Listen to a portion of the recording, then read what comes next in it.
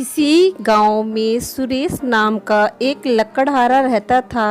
वह शिव भगवान का भक्त था, परंतु उसकी पत्नी विमला भगवान में जरा भी विश्वास नहीं रखती थी। सुरेश भोले बाबा से प्रार्थना करता कि उसकी पत्नी को सद्बुद्धि दे, जिससे वह पूजा पाठ करने लगे।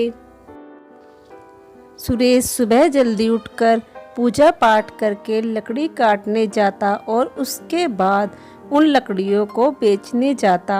किसी दिन उसकी लकड़ी बच जाती तो वह उन्हें घर में लाकर रख देता।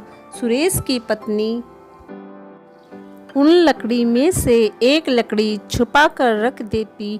वह ऐसा इसलिए करती जिससे कि वह इन्हें बेचकर अपने सजने संवरने के लिए श्रृंगार का सामान खरीद सके। एक दिन जब वह सुरेश के जाने के बाद लकड़ियों की गठड़ी सिर पर रखकर बाजार में बेचने जा रही थी तो तब रास्ते में शिव जी का मंदिर पड़ा, जहाँ काफ़ी भीड़ थी। विमला ने पूछा तो उससे पता लगा कि आज सावन का सोमवार है, तो इसलिए सभी भक्त मंदिर में भोले बाबा का अभिषेक करने के लिए जा रहे हैं। विमला इसे सुनकर आगे चल दी।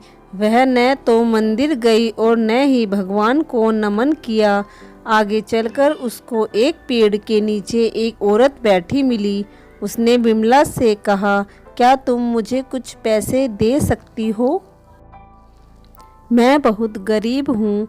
विमला को उस पर दया आ गई। वह उसे पैसे देने लगी। तभी विमला ने उससे पूछा, क्या तुम भूखी हो? तब उस औरत ने कहा, बहन, मैं 2 दिन से भूखी हूँ, पर मैं यह पैसे अपने खाने के लिए नहीं मांग रही हूँ। मैं इन पैसों से पूजा का सामान खरीद कर मंदिर जाकर शिव जी की पूजा करूँगी और इसका पुण्य तुम्हें भी मिलेगा। तब विमला ने कहा, बहन, जिन शिव जी ने तुम्हें इस हाल में रखा है, तुम अपनी भूख मिटाने की वजह उन्हीं की पूजा में पैसे खर्च करना चाहती हो।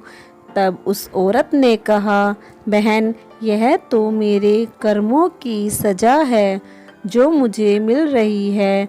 मैं तो अपने आने वाले कल और अपने अगले जन्म को सफल बनाने के लिए भगवान से प्रार्थना करना चाहती हूँ। यदि भोले बाबा प्रसन्न हो गए तो यह जन्म तो क्या, अगले 7 जन्मों के कष्ट भी मिट जाएंगे। विमला हंसते हुए बोली, इस जन्म के कष्ट मिटाने हैं तो पहले खाना खाओ और इसके बाद कुछ काम करो।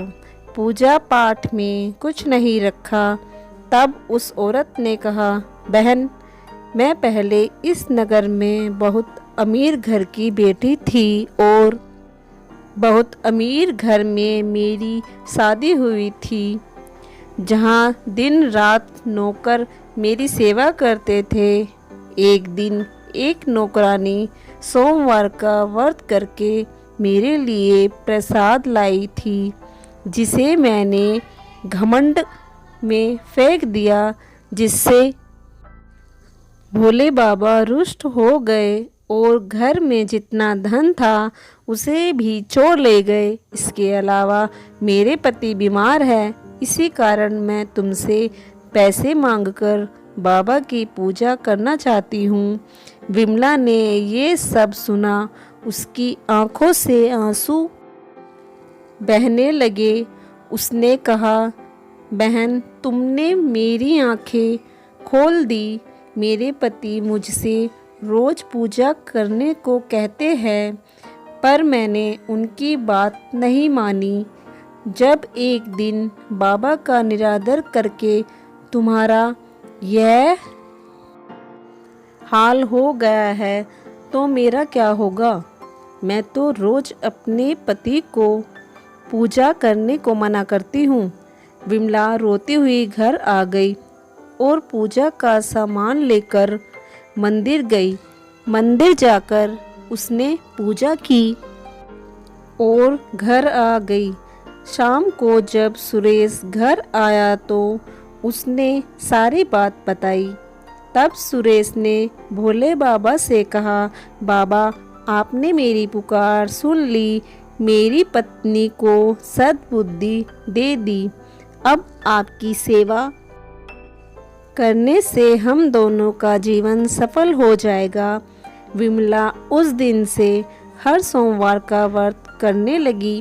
वह दिन रात अपने पति के साथ भोले बाबा का भजन करती।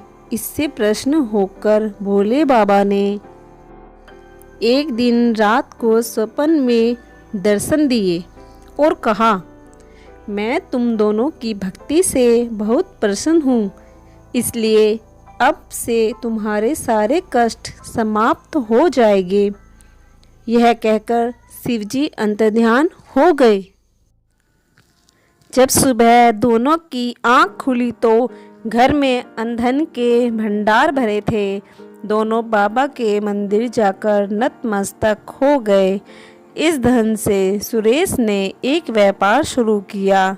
इस प्रकार बाबा की कृपा से उनके सारे कष्ट मिट गए। बोलिए हर हर महादेव। मित्रों, आपको ये कहानी अच्छी लगी हो तो इसे अपने मित्रों के साथ भी शेयर करें और हमारे चैनल अनमोल कहानी राजा को सब्सक्राइब करें। धन्यवाद।